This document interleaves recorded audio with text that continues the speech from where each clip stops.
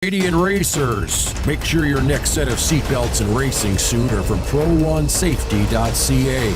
Pro1 Racing and Safety Products offer high-quality products made in the USA and now distributed in Canada. Pro1 Canada offers seatbelts, racing suits, helmets, and all sorts of safety accessories for drag racers. See for yourself why NHRA sportsmen world champions such as Bo Butner, Jeff Strickland, the Emmons brothers, Austin Williams, and many more rely on Pro1 Racing and Safety Products. Join the winners. Choose Pro1.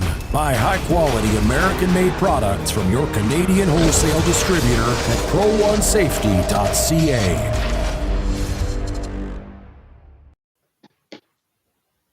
Hello and welcome back to the Bracket Life broadcast.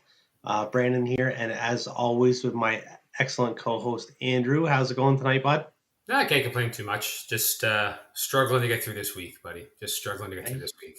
I feel you. I feel the exact same way. For those of you that might be unaware, Andrew and I have a big week coming up. Once we get through this one, we're both leaving Sunday. Yeah. Yep. Rolling down to Bristol, Tennessee for the Fall Fling event. So when we had Peter Biondo on a few weeks ago now. 4 weeks ago now. Before Labor Day, because the summer fling was just last week. So it was a couple weeks back. Yep. Yeah. So when we had Peter on, we talked a little bit about the Fall Fling. So we have made the decision to go, both of us, get the experience in. We wanted to do the summer one. Obviously didn't work out for us, but yeah, the fall one will be just as fun. 2023. I'll be honest with you, I didn't expect to be able to race much in the U.S. this year because I wasn't quite sure when we were planning, right? To go down. So there was a few events now that in hindsight, I look back on and go, well, I should have planned for that. The summer fling being one of those events. But we're going to make up for it when we get to the fall fling. So looking forward to getting to Bristol. I've already been out working on the cars, like rejetting things, like all the little tidbits that people have been telling me that if you race in a good air-conditioned track, do this. And I'm still unprepared. Like everything's still everywhere in the shop. So long week ahead of us. Yes, it's going to be. That's where getting stuff. I'm slowly putting pieces together, like last night, did the motorhome, got it all ready to go. And then tonight, before we did this, I did some messing around on the cars, just, little things that I can get done before we had to come home and get ready for this. Yep. So, and then, Wednesday and Thursday night, they're going to be hectic. And then Saturday is going to be make sure it's all together and then roll out Sunday. I have a game plan that by Saturday around 4, I'm just done. There's I've double checked everything on the list and I'm just sitting back relaxing because we're going to leave Sunday morning. Yeah. Reality is probably going to be 10 p.m. I'm still scrambling out in the dark, trying to figure out what I've not put in. So I'm hoping my expectations are met, not reality, but we'll see. I agree. What I'd like to do, and I tried to work it out kind of in my head a little bit to work out better. I was hoping to be able to go to Shannonville this weekend and race. And if we weren't going to Bristol, that was going to be my plan. That I didn't realize Naperville also does have an event coming up. So I was unaware of that. So what I was leaning towards was was trying Shannonville out. So hopefully, as long as everything goes together the way I do plan it, I'll go down Saturday to just check it out. We won't bring the cars and stuff. Everything's gonna be ready to go. So, but go down and hopefully see everybody. As long as things go well, like you said, right? There's a lot of moving pieces that need to come together first. Yeah, no, I'm with you, and we can get into more in depth in that later in the show when we start talking about Absolutely. the U.S. Because I got to admit, there's a lot of moving parts for some reason. Traveling 7 hours in the same country versus going 7 hours into the U.S. changes everything that I do, apparently. So Yes, but I agree. So, like I said, this week's episode is presented by a Pro One Safety Canada. So Jay that helps out with that, he's actually coming with us. Jerome's going to be down there in Bristol at the Fall Fling to hang out. I love it. Love the belts. What else do you got? The gloves. You got I have the full shoes. suit now. I hit Yes, up I did know that. yeah. So Jonathan DeVries, who's the Ontario rep, and Matt DeVries, I bought a whole new suit off them actually in time for the 660 race. No, Yeah. sorry, weekend after. I bought it at the 660. They brought it later for me, I think. I can't Yes. quite remember, but I yeah, think had you it had for it that. on. Yeah, that's probably Yes. right. But yeah, off the shelf was awesome. Works great. Absolutely. Yeah, it's light too. Like the Dash 5 suits. I mean, I've got some great suits from companies over the years, right? But I threw this on and I'm like, this is comfortable. Like I went with the all black, like the traditional Yeah. racer suit, like what do we do? Spend our life in 85-degree days on the sun, and what do we buy? Black suits, but it's good stuff. I really enjoy them. They're very comfortable. So Absolutely. And just like you said, the DeVries boys, they've got it set up for Ontario dealers. Anybody down east, you got Jason McNeil. Give him a call, J&B Racing. He can get you hooked up. Lots of stuff in stock there. Out west, Travis Ringa, TNT Motorsports. They've also got, they are the dealer for the Western Canada area. So people coast to coast, really. Pro One taking over up here. And then, like I said, Jay taking care of that super tier area in Quebec. So great for them to bring it up and great for them. And we appreciate all their support with the broadcast. So we'll jump into the Canadian countdown now. We'll skip back 2 weeks ago. Like I said, life's just going by fast, man. It feels like it's long ago. Back to Luskville started off, which was the Fall Bracket Championship, the Super Tour event. Really the big story for this, Andrew. I don't know how much you were paying attention to it. Phil Harvey was killing everybody. yeah, He did. It's a shame to say this. I'm not proud of it. I did Raceville 3 times over the course of the weekend. I was unsuccessful every time. you weren't the only one by the sounds of it, though. I was not. Phil got the Friday night. No, not Friday night. Saturday night high roller win, as well as Sunday's 5K win. So not too bad. They added in that 5K, kind of 32 car. men deal. Yep. So we were looking at all the shootouts and different ideas. And actually, I believe it was the Flying Frog, Brock Godmeyer, who brought up the idea to do some more shootouts at these events. So Phil Harvey got to take advantage of that for Saturday night. I was there, was hoping for the best. Didn't work out for me.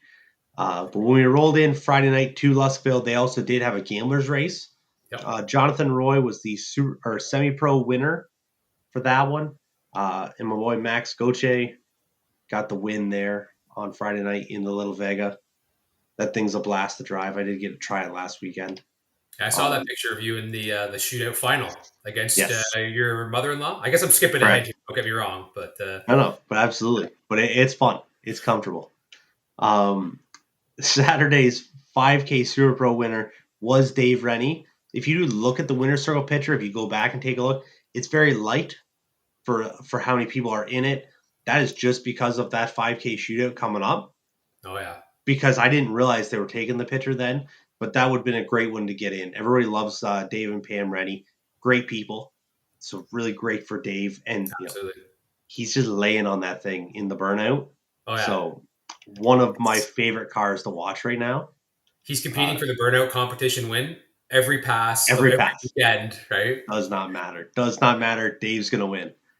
Saturday, Eric Monahan. So just keep track of this deal with Eric. So Eric Monahan wins Saturday, semi-pro. High roller winner Saturday night, Gabe Jensen. And then, as I said, Phil Harvey was the Super Pro winner. Phil Harvey Sunday 5K, and Eric Monahan Sunday semi-pro winner. So 2 main event races, 2 wins for Eric Monahan. Both of those, I believe, were live in the points. He did not buy back all weekend, and won both main events. Sunday there was some extra time, especially being Labor Day, having Monday off. They threw in a little shootout race Sunday night, rolled through. Stephen Ballantyne was the semi-pro winner, and then this one, the big one for us here, obviously, my lovely wife Rachel, she got her first Super Pro win Sunday night in the high roller race, so it was awesome. That was a lot of fun. A really chip off the shoulder, I guess, or weight off your shoulder for Rachel to finally be able to get over the hump and get it done. So it was a nice time for Mike and I kind of take a deep breath when we were done.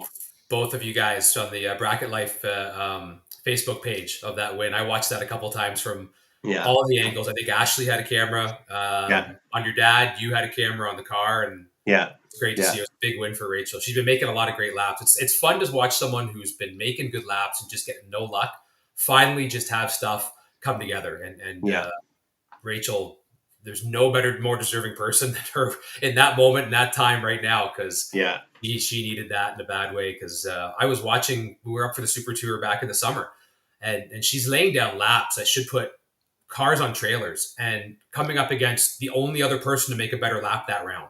Yeah. And you see that a lot in racing, right? Where people are just laying down good laps and they just can't get out of round 2. Yet someone will be 21 and like 2 over, all out. Yeah. Going 6 rounds. That's right. That's right. It just kills you. So it's great to see her finally get that W. That was a big W for you guys. And it was a great final too, with Felix Balaby rolling through. I looked at through Rachel's logbook for it. She was teens, 20s, right around there for most of the shootout, and hitting it really consistent. And then I said, well, you might as well just take a shot at her. So she took 15 out of the delay box and dialed really tight. And then she came up 3, 1 above 1. She's 14 total. And then he was 14 total as well. So with a lot of zeros. A lot of zeros at the end, but it worked out in a good way. Absolutely. For all that. Lost my notes on here. Andrew, where are we going next? So heading to Empire. For a brief countdown, more of a recollection of my weekend. So Labor Day, I packed up the wagon and we went across the border for the first time in actually 4 years, because I didn't get down to the U.S. in 2019 before the border got shut down on us. So I went to Empire Dragway. Loved that track before they did all the improvements. They've done a ton of work on the place. Like, if you've ever been prior to COVID, you almost don't recognize it now. It's had so much work done to it. But we decided to go down and see some of our American friends, our Western New York buddies. A few of us made the trek down. There was probably 5 or 6 of us from Canada down there for 1K Friday, 2K Saturday, 3K Sunday. Ended up going to the final on the 3K Sunday no box side against Reed Rickardson. I came up 8 thou short in that final, which was run Saturday night, which was one of the neat things. They saw the weather coming. Sunday's forecast was terrible, so they ran Saturday's race to completion, then started Sunday's race at like 9:45 and had some reservations, but boy, like, the track was stellar. They stayed on top of it. We did finish Sunday's race on Sunday. 12:30, I think, is when we ran the final on Sunday morning. So technically, we did run Sunday's race on Sunday, but kudos to everyone there. A few of our Canadian buddies went some rounds. I think Chris Van Balen got down to 6 cars in Super Pro on Sunday's race. But that was our Labor Day weekend. A lot of fun. If you haven't had a chance to get down to Empire recently, there's a million different reasons and $1 million worth of asphalt and other stuff that Jerry and his crew have done to get that place just looking awesome. So well worth the trip. Not to mention if you're, and we'll mention on this in this traveling side, if you're not used to going to Target or American Walmarts to go pick up all the fun stuff you can't get in Canada, that in itself is almost worth the trip. Just ask my wife. Absolutely. We've talked about this many times, I guess, especially just Rachel and I, about how excited we are when we get to go um, down to Walmart there. And like, I get kind of carried away with it a little bit, just kind of cruising through because I Oh don't yeah, do a whole lot of shopping. You know, I'm very fortunate. My lovely wife does most of that for me. So when I get out, right, and you're just not, like you said, you're not just in a normal Walmart. You're in like the super ones. yeah, oh yeah. Like I'm looking through, there's stuff I didn't know existed there. And she's like, whoa, whoa, whoa, stay focused on that because I'll end up spending $1,000 there, no problem. Every aisle is an adventure. Look at It, this. it Look at this. is. It's the only very times I travel and I feel like a tourist is when I'm out shopping at US stores that have things that Yeah, we don't have. It's and then in hindsight I look back and go, gosh, I stood out like a sore thumb there. Like that was yeah, awful, right? yeah, yeah. Yeah. No, So I hear you. we're gonna go back to Luskville. This past weekend, they picked up. It was the Luskville points race. You guys were there, so you've made a lot of trips to Luskville over the last couple of weeks. So, Absolutely. what took place up there? A lot of great racing is what's up there. So, Yes. um, it was good. We went back, like you said, Louis Gagne Trucking Weekend. Louis Gagne now officially a friend of yours from from when you met him at the bracket. Oh, So we did every year for the Louis Gagne weekend. We do like a racer appreciation breakfast, kind of like just like a potluck deal on Sunday morning. I'm not a big breakfast guy. yeah. If I'm eating breakfast, I prefer it to be a cheeseburger, as we are aware. That's just how it goes. But we did that Sunday. That was a lot of fun. It was nice hanging out with everybody and just getting to relax a little bit in the Yeah. morning. It was a very casual weekend. We rolled in. Remember, I don't even know what time of night it was. Friday, and then hung out. Saturday, we got into the racing. Just looking through here. This is where I talked about Eric Monahan, Yes. where you had to remember that. So we had the double up in the main event. Well, Eric went on and won Saturday's semi-pro race, and I believe they counted it was 26 rounds in a row that Eric had won Wow. in the main event races. Right, Yeah. that they had that shootout. That's fine. Main event races, he is 26-0 in a row. Wow. Right in that little time span for 3 races. So that obviously is a great weekend. I feel like that wasn't. I didn't realize this until later on. Francois Roberge made a post about it. Francois talking about him, the Canadian backup girl now. For those of you that were paying attention on some Facebook posts, which was pretty aggressive. But congratulations to Eric, and he's got a lot going on, right? Eric and Francois, they work together. There's 3 cars, 4 cars, depending on the day and what's running, what's not. 2 juniors that they run. They're always helping everybody, always working.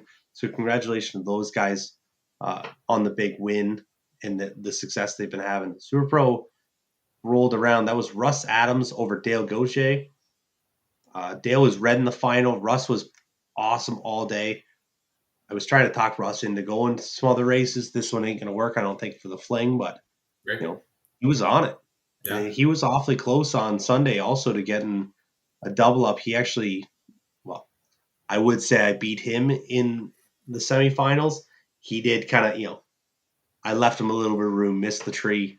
I was fortunate that he broke out 1 thou Oh, in the semis, but it was a great one. So Saturday night, what we got to do for Lewis's weekend, Lewis happened to be out early, wanted to do some more racing, threw together an 8-car shootout. And then, like I talked about Max Goche earlier, we're looking at each other, timing if I'm going to go in, if I'm not. Well, obviously, there's a race going on. I'm going to be in it. yeah. Maxie says, well, jump in the Vega.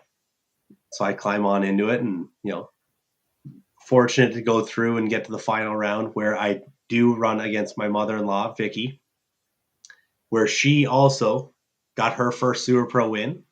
Yeah. So congratulations to her. It was great. I wasn't as excited for her at the time. There was a brief period of There's a brief period of being, because I really wanted the win light in that Vega, but it was awesome for Vicky. Really cool to get it off. Great for both Vicky and Rachel to get their first wins within a week, right? They both started racing at the same time. They got, have had the ups and downs and everything like that through the whole thing. They've both been very close. So awesome for both of them to finally, get that done. Rolling through, we went to Sunday. Sorry, I'm just trying to find where the. Oh, yes, that's who it was. Larry Lepin was our semi-pro winner. Now, Andrew, I'm sure did you get a chance to meet Larry, or you saw him on the motorcycle, right? Yep, he went the first weekend I was there. I think he won actually on the He did, yes, Sunday. I believe. Yep. Yep. Yeah, And I saw him going rounds all through the week there, and I've seen him going rounds based on the results we've talked about too. So he's quite deadly on that bike. Absolutely is. So Larry Lepin beats Danny Spruill, and then for myself, I was able to take the win in Super Pro over Chris Deniquay. So and that's a points battle, weekend. Right? That is a points battle. I would have liked to not race Chris because Chris was out early, but he's been lights out all year long. And something else I did realize. So the leader, I'm not 100% sure that he is still leading. I haven't seen the points update, but as far as I know, the leader of the Lustville Point Series has not won a race this year. Wow. He's been in 2-3 finals. Yep. We talked about has not won a race this year, still leading the points. Yep. So just consistently good. Yeah.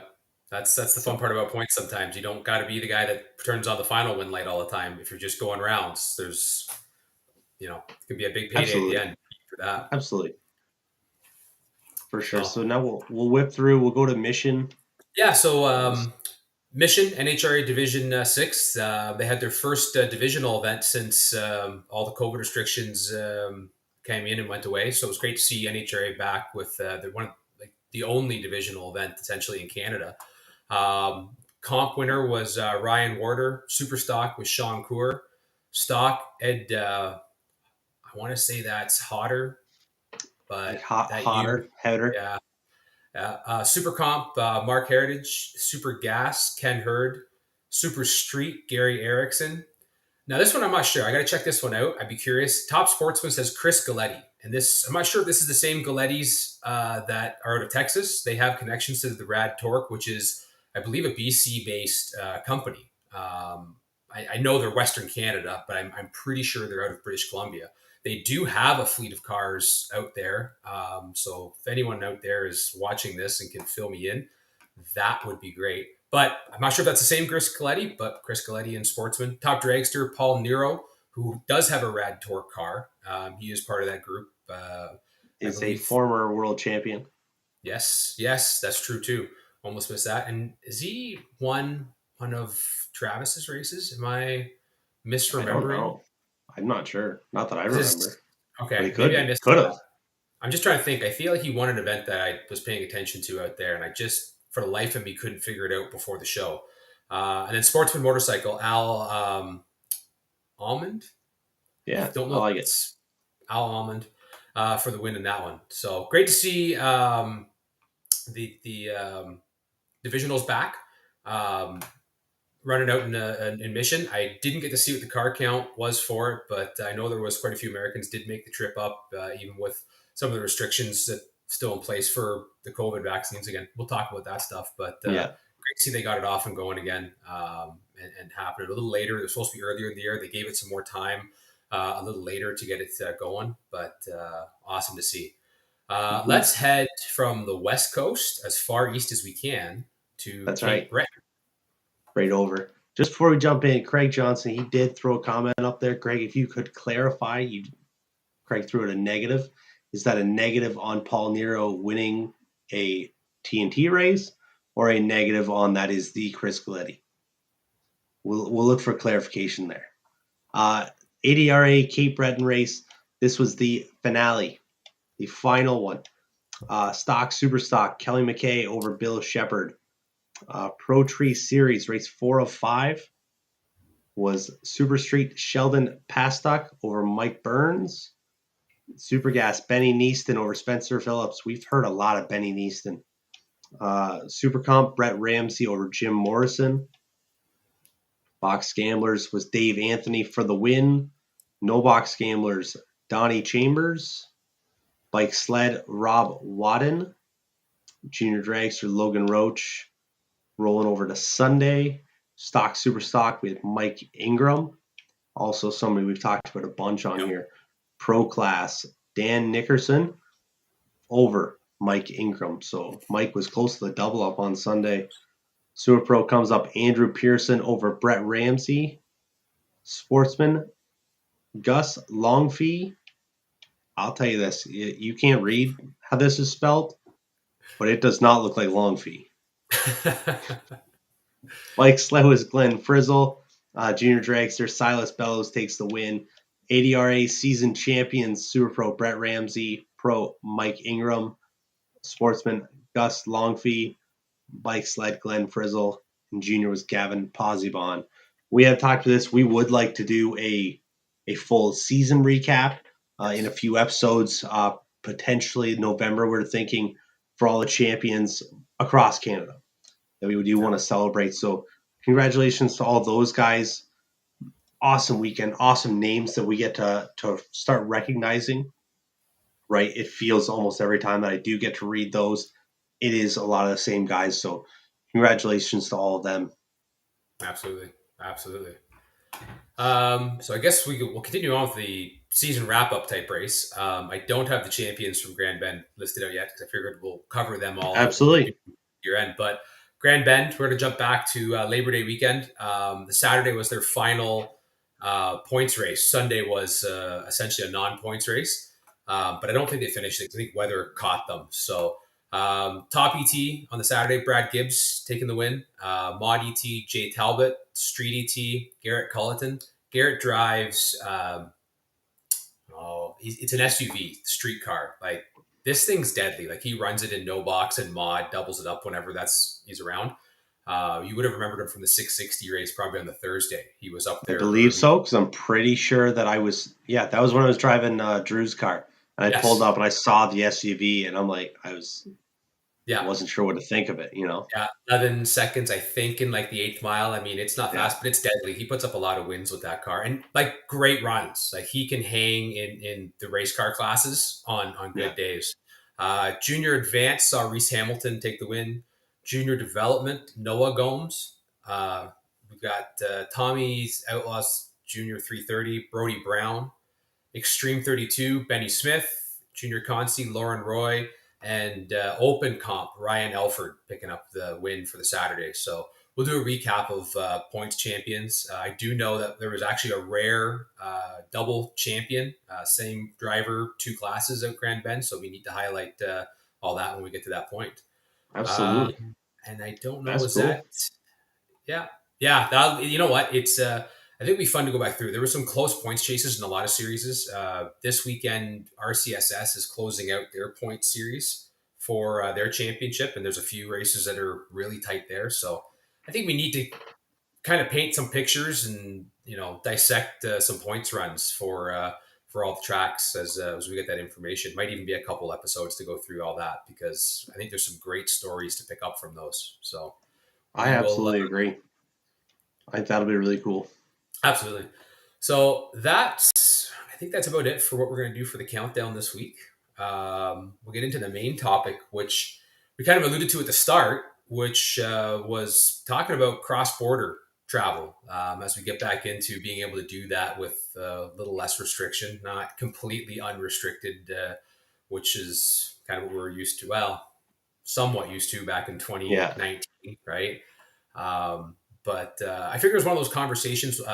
One of our fans kind of brought it up, and I was like, you know what? That's a solid conversation, because he was basically alluding to the fact that he'd like to get in and do some traveling in 2023.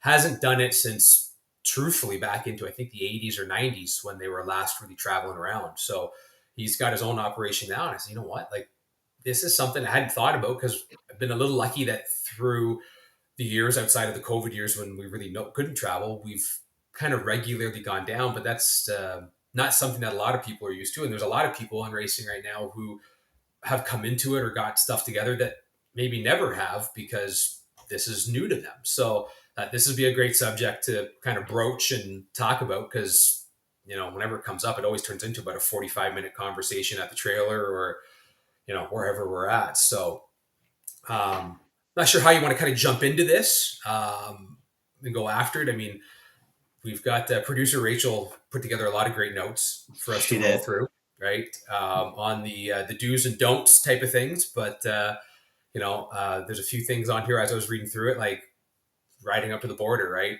Basic stuff right off the bat was like, what do you need? What are you rolling across with, right? And particularly, there's two parts to this. Roll to the US is going to need slightly different things than coming back to Canada, right? And I think that sometimes gets a little bit awkward, right? Of like, what do you need, right? And flat out roll in with a passport. If you're not rolling down there with that or Nexus card, and if you ever heard of a Nexus card, do a little research on that. Those things are worth their weight in gold. You just got to have the time and effort and clean abstract to go get one of those. But essentially, it is the bypass, go, head straight to the promised land pass, because they do a very in-depth look at your history, right, to be able to get those type things. But rolling to the border in the U.S. side, passport. What else are you grabbing, or what else do you have prepared to go across there? For me, I keep usually I have the ownership for the truck and trailer there. What I have found when crossing the border, they do usually ask me for the license plate number on the truck and on the trailer. Yep. When I am cross it like that, right? They don't usually, I guess whenever I cross in like a car, normally not a huge deal, but they will check that.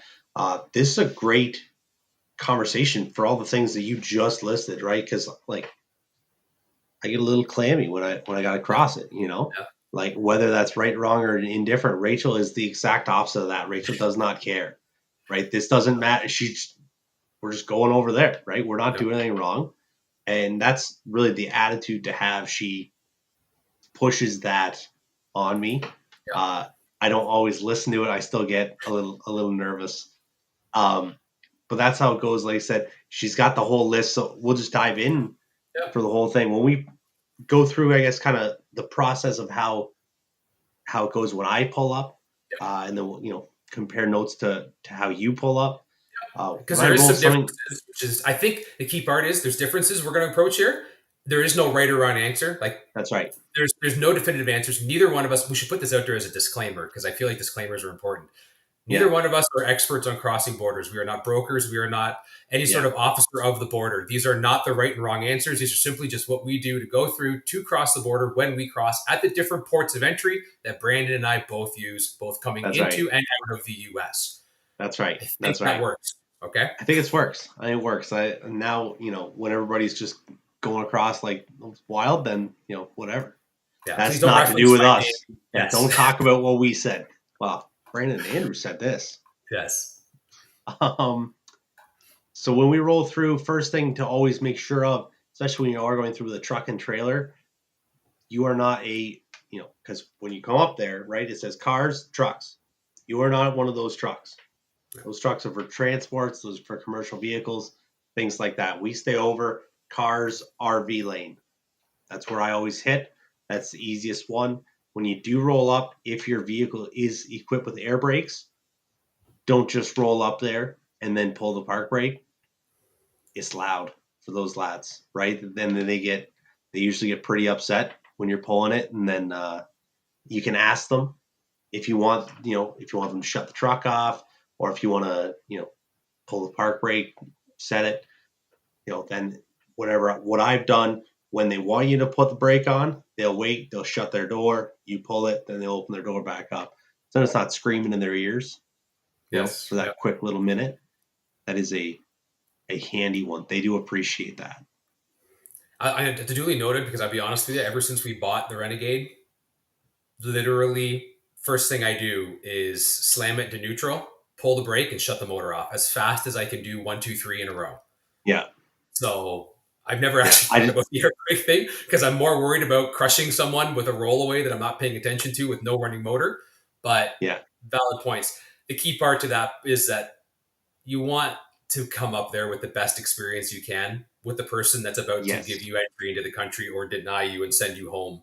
So anything you can do to make their life easier, to make this experience easier, like maybe not setting the brake in their face, probably not a Yeah. bad suggestion, right? Yeah. Absolutely. I usually, or what I have been doing is I'll just leave it neutral and just shut the truck off, and then Yeah. ask them if they want me to set it. But normally, or the few times I have went through with the motorhome, they haven't, they've been fine for it, for just leaving it that way.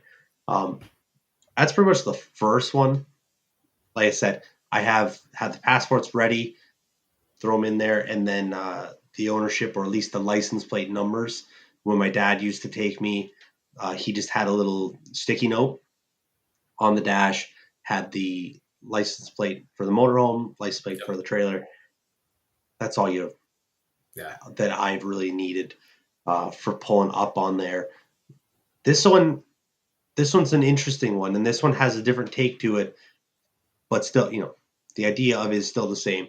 Leaving your trailer door locked, unlocked, doesn't Yep. matter. Open to, if they do want to check it out, you are ready. You have nothing to hide in the trailer. You can allow them to go check it out. I know my father-in-law, Mike, he'll leave the trailer door unlocked for it. Somebody says, you want to go check the trailer? Yep. Door's open. Roll back there. I know Russ does the same thing. Russ Adams, when I've talked to him, Yep. he's, because we're not hiding nothing in there, right? Like, it's not a big secret, Yep. Yep. So now my door is locked because I am just nervous it's going to pop open, but it's not very hard to get in. If you want in my trailer, you can just get into it, so. Yeah. But Now, I'm with you. Now I come from a different reason for locking it, right? We run up there because only on the presumption that if I've traveled a distance to get there and I keep the units locked, I always locked it under the presumption that if they see me roll in and everything's tightened up and down and good to go, that no one could have jumped in here unsuspectingly 10 miles ago when I stopped for fuel or for a coffee before I hit the border, right? Um, and whenever we travel, I tend to lock stuff unless we're traveling locally. Like if I leave here and go to Grand Bend, which is 2 hours, I'm not stopping. There's no reason to stop, right? We're just going straight to the track. But again, I don't think there's a right or wrong answer. I think I can see validity in both because, absolutely. I go look in the trailer. Is the door locked? Well, yes, it is. But again, I always have the key in hand. Passports are in my right hand. Key for the trailers in the left in case they ask. I can hand them the key right away.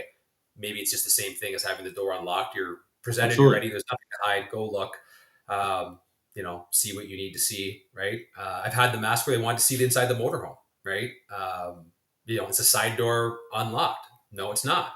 If there's someone in the back, we quickly go unlock it, right? So they can jump in. I don't know if there's a right or wrong way to approach that one, but I think a preparation for whatever your situation is. If their door's locked, have the keys ready to unlock it for them. Don't be fumbling Yeah. for it. Again, it's Yeah. back to preparation. I think preparation is key. They see it. If you've got the passport stacked to hand to them, they see that. If you've got the Yeah. door unlocked for the view, is the door locked? No, you can go take a look with it. Okay, you're prepared. Is it locked? Yes, it is. And here's the key to open it. This is the key, bottom lock. Right? Yeah. It's not a strange situation then for either one of you to have to go through and go, well, this guy doesn't look like he has any idea what he's doing. Why Exactly. is he so nervous and fumbling for keys, right? Again, Yeah. preparation for whatever your situation is, however you want to travel. I agree. Absolutely. And then, when your stuff looks like garbage, they would assume that it's garbage. So when you pull up and then you're together, you have, where are you going? You have your answer. These things. They have confidence in what you're saying. Yeah. So that does for sure help out. Talking about what's in the trailer. Okay. So we go in, somebody checks it out, see about the race cars. All right. Same thing based on my experience. Do you have an ownership or paperwork for your race car? Yeah. Yeah. No, I don't. It's a race car. I don't have a registration for it. This is an off-road vehicle. That is a better thing to say instead of, oh, I'm bringing my car across. Car, could imply anything. It's an off-road vehicle. Similar, the example I was given was the same as taking a golf cart over. It's just an off-road vehicle. This does not have a registration, nothing like that, no insurance. It's just an off-road unit. So that's what we have found in my experience. Andrew, have you had dealings with something like this? Well, and I have an ownership for one of the cars because it has a VIN number. The other car was, it's a kit car, the Corvette. There are green cards you can get. So I have green cards for multiple converters that I have in the trailer, which essentially is you go to the Canadian border, the Canadian side of the border, right into their office, and you can ask to get a green card for various pieces of equipment. I don't do it for everything I have in the trailer. You can get many arguments, I think, one way or the other that you should or you shouldn't. The converters, transmissions, and you can get them for the car. I don't have one for my car. I actually use the NHRA chassis cert. I have a booklet in the truck that we keep, which has the ownership. So it's a binder with the clear pages to be able to slide stuff in. Ownership for the truck, the trailer, the insurance. We have the ownership for the race car in it. And then I have the green cards for any of the equipment that's green carded. And then I actually just recently put the chassis cert for the vet in there. Now, the only reason I had a friend of ours who raced with actually, I believe it was the DeVries Pro One safety dealers for Ontario, gave me this, and I don't know if it'll work or not. It still worked for them. The chassis cert has this individual serialized number. That's the key part that the border's looking for, is that this isn't something generic. It has my name, my address. Basically, it has the ownership info for the car because that's what NHRA is looking for. Now, this isn't a government document by any stretch, just like an NHRA license isn't going to be usable for you to cross the border with. But it does put a number that's individualized on a piece of paper that has some sort of official, aspect to it that identifies what the car is and used. I thought it was a neat tip. A green card probably goes one step above because that is officially government recognized. You do need an individual number. If you have a chassis from most modern builders like Mullis, American, you can go to Don Davis, Suncoast. I'd have never owned a Haas or a Jeffers car, but I'm assuming them and others probably have chassis numbers. You can use that as that green card number. And those are ways to get that. The golf carts, I'm sure I have a bill of sale for it. I probably should grab that and put that in at some point. But at the same time, I've personally not run into a lot of those type questions, right? They rarely ask me for ownership for the vehicles in there and the equipment in there. But I have it if needed. Back to, if you're prepared and can give them a proper, quick response to a question, it gets easier, right? Yeah. Because they realize you're not looking to hide anything. You're not looking to do anything else. Again, preparation, right? For sure. I agree. And like you said, there's you talk to this guy, you talk to that guy, you talk to 50 different people. There's 50 different answers of what you have to have, what you should have. Could they all be to a certain degree correct? Absolutely. Right. Everybody has their own experiences with that stuff. Something that isn't as flexible on it, groceries, things that you have with you. No meat, milk, eggs, poultry, certain fruits and vegetables. Yeah. Different stuff like that. Like it's a crazy kind of how much it is, how many things you're not allowed to bring across, I guess. Well, the funny thing is that's a one-way street, right? Yes. Like it's going to the US. So I basically go into the camper or cooler, depending on what you're running with. Before we had the motorhome, we had a freezer and little 12-volt fridge we carried in our old trailer. You go through them and take anything out that essentially fall into that category, right? Chips and drinks, things like that. Like typically when I travel, because we might be a few hours into the US before we're stopping to go grocery shopping, I'll bring snackables that probably aren't the best snackables. Now the quick snacks like Rachel sells, right? Yeah. What are they called again? I have it a brain. Midday squares. Stuff like that, right? So you can get across the border. Like that stuff's typically not going to be a problem. It's the fresh dairy, the fresh poultry, the fresh vegetables and the fruits that they don't want to see coming across. Now, coming back the other way, we have groceries. When we hit that Walmart, like we alluded to, or the Target or anywhere else, The Canadian side typically doesn't have problems coming back with groceries. In fact, depending on the borders you're at, it probably is pretty common. When we crossed at the Peace Bridge in Buffalo, there was a lot of folks through the Niagara region who grocery shop in the U.S. They're used to seeing this type things when they hit the border, so it's not an issue coming back with this. In fact, Charlotte has a lot of snacks for lunches that were in the camper coming back from Empire, and she'll have a lot more when we come back from Bristol. Yeah. Scooby snacks. If you've never had any, you hit the Walmart, grab some of those. I don't think you can get them up here. They're delicious. Nonetheless, and that's not even a pitch for a sponsorship. That's just flat out endorsement of a great product. There you go. But it's a one-way street. So when you go down, just don't have that type stuff. It's easy. I've had them come in and look. It's only happened once. We've, didn't have anything in the fridge outside of some Gatorade and water. And away you go. I can't say this for sure. I've only ever known one person who was a border agent, but I feel like as the more you cross, you kind of build an abstract for what you are, right? And how intense they go. When we went down to Empire this past 2 weeks ago, I think I spent more time shutting my truck off, turning it neutral, and setting the brake than we did at the border going into the U.S. And our friends behind us were no different. Maybe that's because we have a bit of an abstract, right? Who knows? But again, just be smart about it, right? And know that you can hit up the U.S. Walmart and get a lot of good stuff for a fairly good price. So, there's no need to pack or hide things that you're really going to be able to buy on the other side for, not very much. I agree. And then that was our experience the last time we went across. It, like when we did go to Michigan, it was, flying through for the most part. A little added note, I guess you can call it, for when you are crossing to these things. Great thing to get travel insurance. You can get it at CAA. That's what I used to.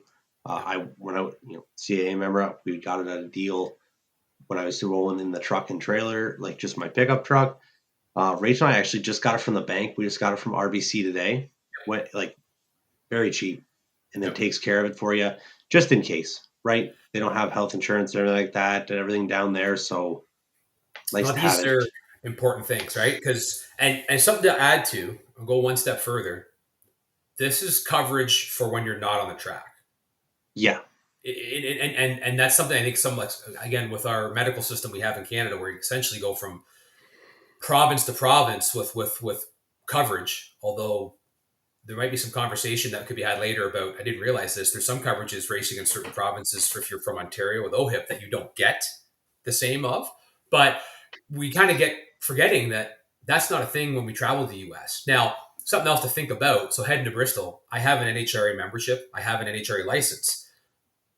There's something to be said about having an association license. There is medical coverage for on-track incidences that in Ontario or Quebec or Manitoba, Nova Scotia, BC, Alberta, really don't affect us. If you have an unfortunate incident on the racetrack, you're getting loaded up in an ambulance in Canada and taken to a hospital, and as we call it, OHIP will cover you.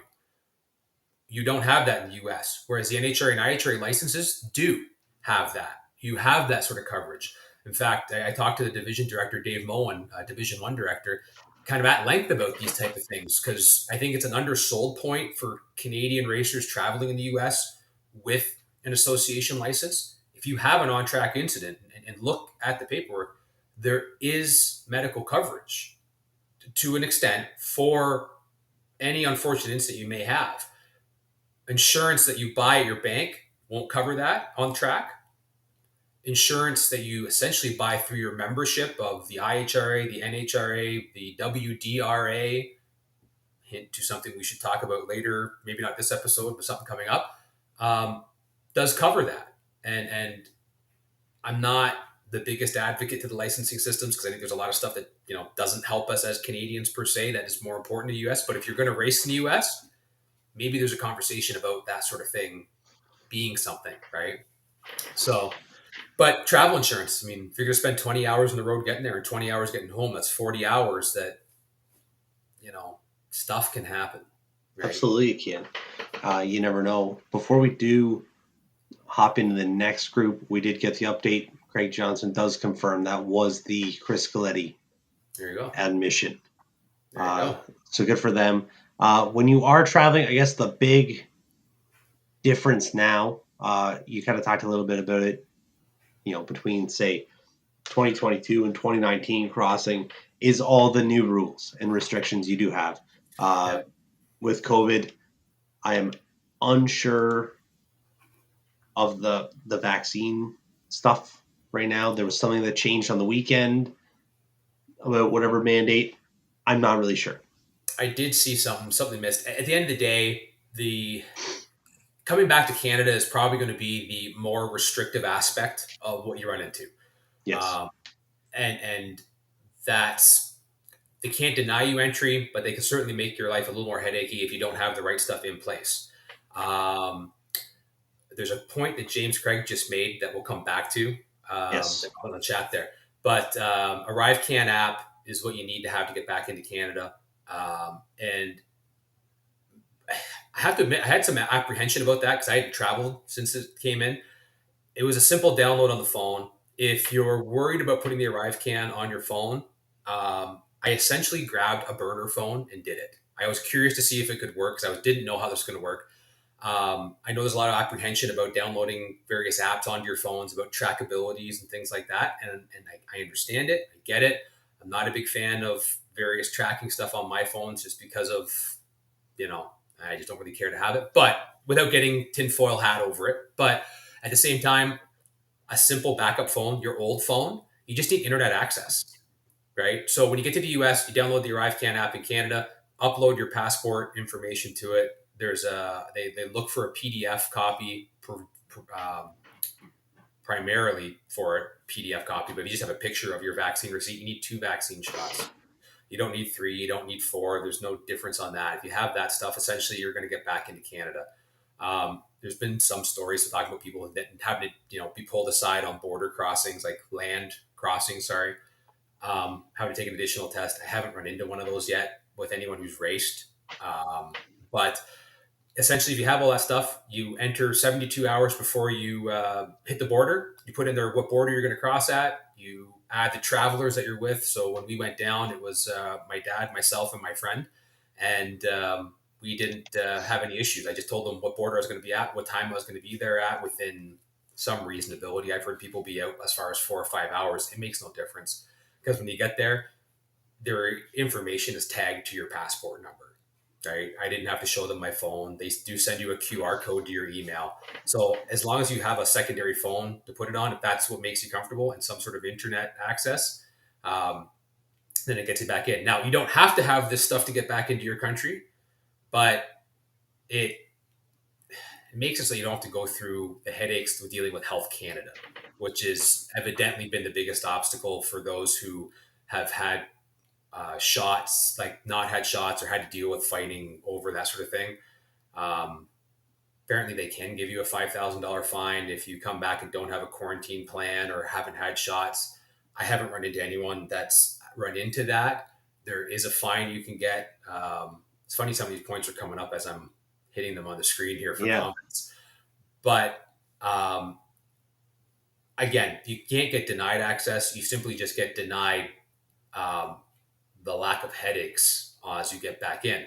Yes. Without getting into a lot of the conversation, like there's headaches to deal with this, don't get me wrong. But the experiences I've talked to from people outside of my circle, it hasn't been a great depth of difficulty coming back and forth. There hasn't been a lot of headaches traveling across the border by land.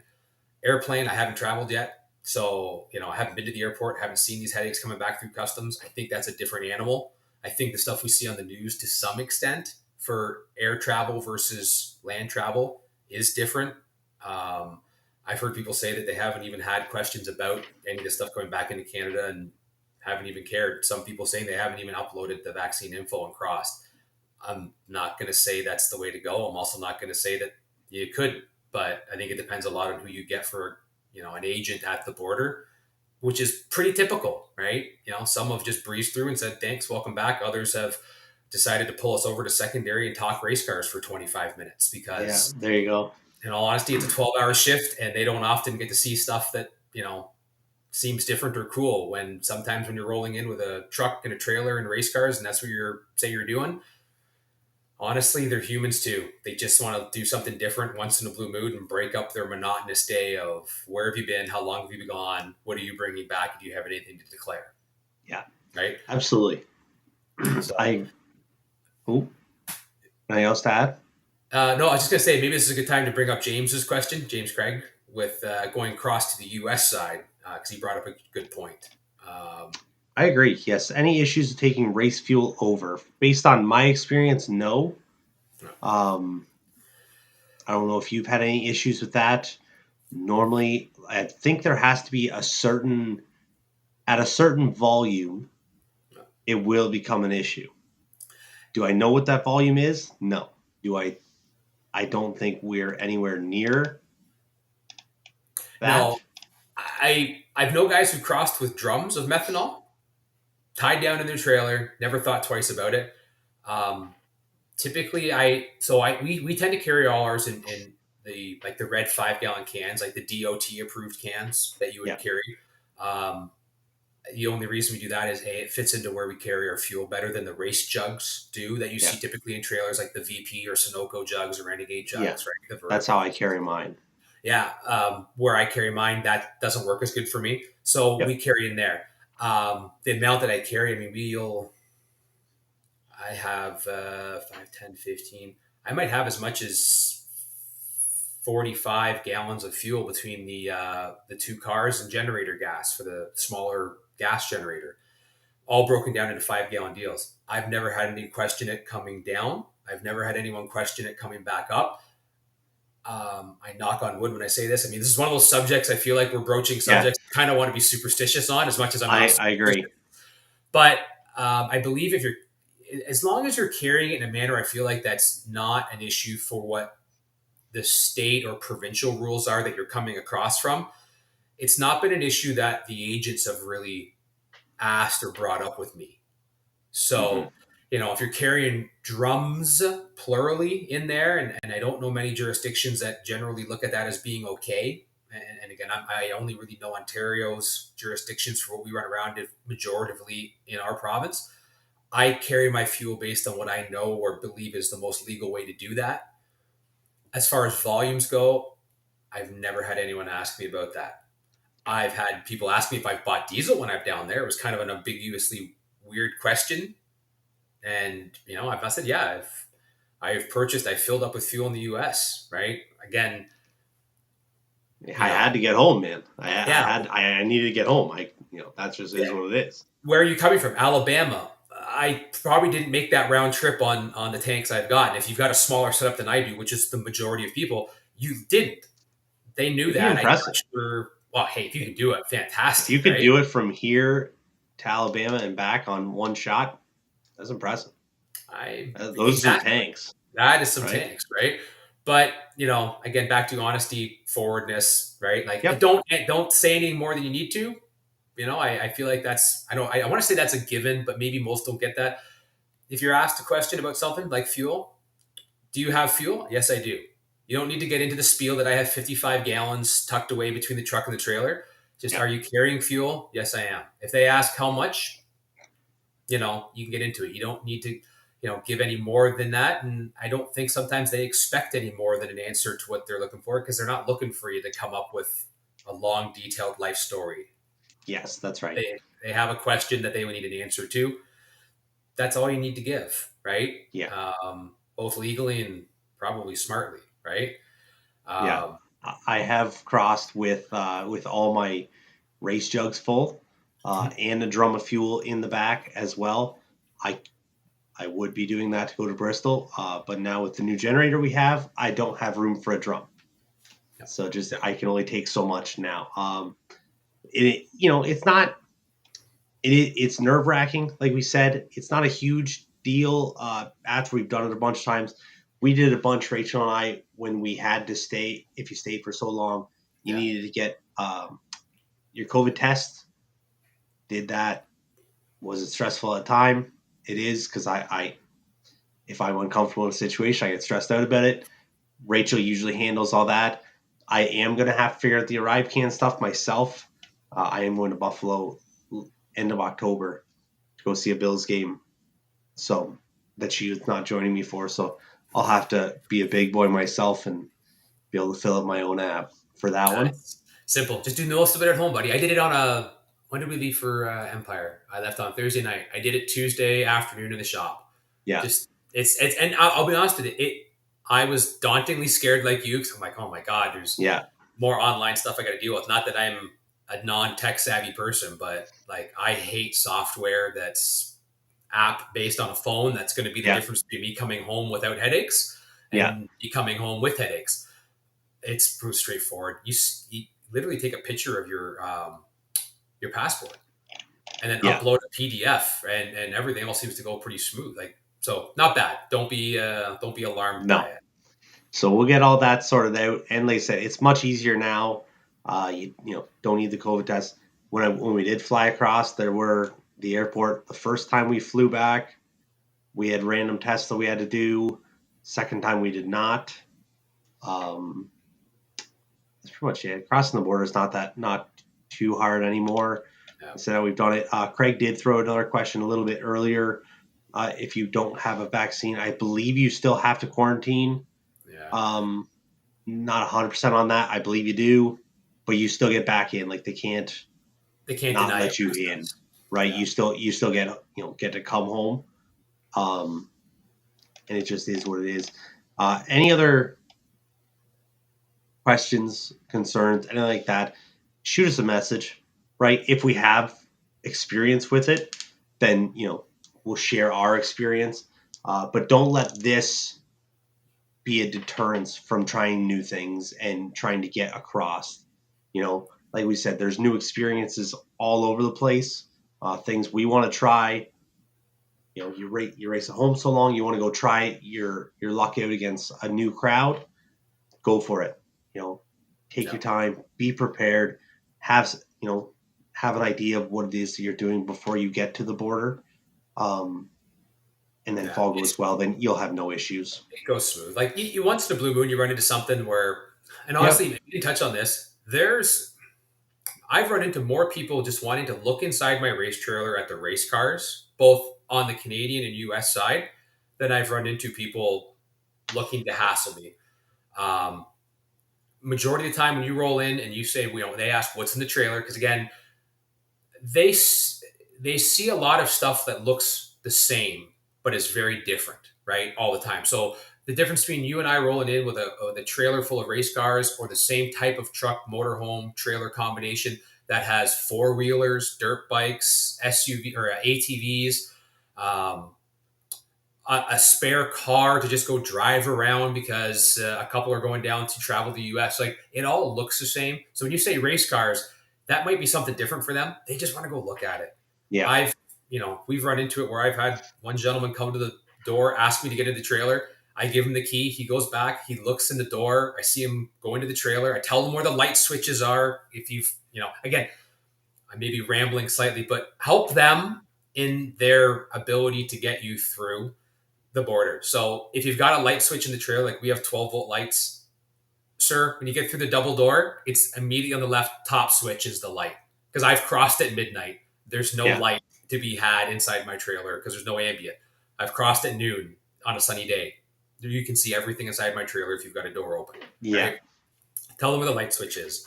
I generally, because we pack the trailer pretty tight, we have a lot of stuff. We'll tell them if there's any issue getting in and out of the trailer, right? Like watch that first step because there's a cooler there, right?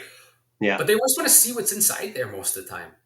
That's what I found in a majority of my experiences. We've been pulled into secondary on the way home. And again, the gentleman that pulled us in basically just said, have you ever been to secondary? In the 20 years I remember crossing with Dad, we hadn't. Well, my number came up that day. We went to secondary. I helped them open all the doors. We went and sat on the bench casually because there was nothing to be worried about. We had claimed everything, like declared everything we needed to declare, which was the groceries and the couple T-shirts. I've had people actually, I've told them, like, do you have anything to declare? No. You've been gone in the U.S. for 4 days. You bought nothing? I bought some T-shirts and some groceries. Like sometimes they're a shock that you didn't buy anything as much as you said I bought $500 worth of stuff. Yeah. So, sometimes you have to convince them that, I don't have anything. I didn't buy anything. I bought, the Bracket Life T-shirt. Oh, the mirror got me here. I got the wrong direction. Yeah, But I hear you. yeah, It yeah. happens. Like I brought the Bracket Life T-shirt when I was down there. Like I bought an event T-shirt, right? They just want to hear you say something sometimes because it's more unbelievable that you came back with nothing than it is that you came back with a bunch of stuff. Yeah, Flip side to that, if you came back with $10,000 worth of stuff, declare it. Don't try to that's right. be, you know, the smart person and, you know, get away with, That's not having right. to place some duty on a few things that maybe you should have, right? Yeah, So, if you come across with a bunch of random stuff on there, you spend a bunch of money, and then you get pulled in, then you can't blame us for that. Well, your advice didn't work. Well, no, that's yeah, not our fault. yeah. Um, but yeah, that's pretty much crossing it. Like I said, and Yeah. the arrive can stuff really, from what I've noticed, only makes the border crossing quicker, especially coming home, because they Yeah. know where you've been, they know where you were, who you are, they have all your information already there. Yeah. They're not. They just look on there on the app, and then away they go. Yeah. It So didn't, it wasn't a big deal. no, it And is it. Like I said, I do understand yeah. and feel that how daunting it is to cross it, but not too bad. So we will let you know as long as everything does go well. Now for us that we cross on Sunday, we'll give you an update how that works for Andrew and myself and everybody else going down. Yeah, it's gonna be. I'm thinking I'm gonna be in Bristol on Monday. Yeah. I think I'm leaning And towards that's that. Sunday night. Like Sunday, we'll leave. Not 100% sure on when we're gonna leave, Yep. but Yep. probably early. I'm wound up to get going. Rachel says we don't need to be in a rush. I'm like, I feel like I could leave right now. Yes, I have that. Well, mostly because of the week I'm looking at for a schedule at the shop. I could leave right now and not be disappointed, but I would have lots of customers. That would be a problem. So Yes. we deal with that. Look after the people that allow us to do the things we do. But yeah, I'm excited to go. Never been to Bristol. Never been to a fling race. There's, I think, a lot to be said about how much fun is going to be had at this because it's a fantastic track. I've never heard someone say anything negative about that facility and the fling races. There's lots of people who said, one of the best organized events you're going to go to. So this is going to be a lot of fun. It's I actually been working on the trip. You saw the map I sent you. Actually, I've been working Yeah. on Yeah. like a route. I guess touching on traveling the U.S., the exciting part for me is planning routes. I don't know why that sounds exciting, but for whatever reason, I enjoy it immensely. I plan it out to the upteenth degree about even truck stops that I can stop at, places to rest. I don't use half of them, but like I feel so much more relaxed knowing that in 200 kilometers, there's a truck stop that I have pinpointed that I want to stop at or could stop at. And if I'm rested and feeling good and don't need caffeine, don't need truck, diesel, don't need to get out and shake everyone down who's behind me and tell them to shut up and leave me alone Yeah. as I Yeah. drive. Then you blow right past it and know, hey, in another 300 kilometers, we got another spot to stop, right? So I don't know. It makes me more relaxed when I travel. So I'm excited for it. I'm looking forward to it. I agree. I'm ready to get after it. So Yeah. we'll kind of wrap it up for there. I know the countdown took a little longer than we thought. And then I thought it was, Jesus, what we got going on? Oh, the ticker's there. I was wondering Just where the threw that ticker up. was. Yeah, Rachel just fired that up on there. I saw some change. I was about to read off a little bit, but saw some change on the screen. Great conversation on the border crossing stuff. Anything else like that, right? That, like you said, that was something that was thrown in by somebody who watched the show. Yeah, James Craig threw it at me, and it was a great question. Like it was just something I'd never thought about because I kind of got used to traveling across the border a little bit. So That's right. Glad he brought it up because it was, it's a good topic, right? Absolutely. And so keep them coming, right? All those different things. There's, we got a lot of time coming up here that we're going to need a lot of content for when there's not as much racing. So keep it rolling, right? We want to hear from you. We want you to be involved, and we want to, if we can shed some light on Swift ideas, or if there's something we're not sure about that we can learn, absolutely. There's a lot of things out there. So keep it all coming. We appreciate it. Thank you to everyone for tuning in every week. It's a lot of fun. I really enjoy doing this. Andrew, I know you do as well. Absolutely. That is correct. Rachel does need a raise for the work that she does. Producer Rachel keeps us in check. She is the orchestra conductor behind this finely tuned orchestra that is you and me. That's right. That is That's as right. cheek as I could possibly get. I feel like on our end. Yeah. Finely tuned is loose on that one. But we're having fun. Like I said, thank you guys very much for always checking in. It'll be a great week. We'll post a whole lot of stuff. There will be a live stream for Bristol, so that will be posted up there. We'll share it on Bracket Life. For anybody looking for some different snack ideas, if you are traveling, go anywhere to the racetrack. Andrew brought up earlier about midday squares, the functional chocolate bar with 6 grams of protein per serving. Use the code RachelB15 at checkout for a bit of a deal on that. I love them. I usually eat them actually like later at night. It's just a little snack. Instead of having chocolate, I have those. So check out the midday squares, all that stuff. Thanks again to Pro One Safety Canada. Check them out. Like I said, lots of dealers coast to coast, and everything going on. As for you, Andrew, I love North America. Yeah, absolutely. North America. So that's a key thing to me. Absolutely, bud. So it'll be great. I will see you maybe Sunday, Monday for sure. Probably Monday for sure. Probably Monday for, not sure if our paths will get that far down to cross on it, but it'll be great. We'll be talking to everybody soon. Absolutely. Have a good couple weeks, and we'll see you in 2 weeks.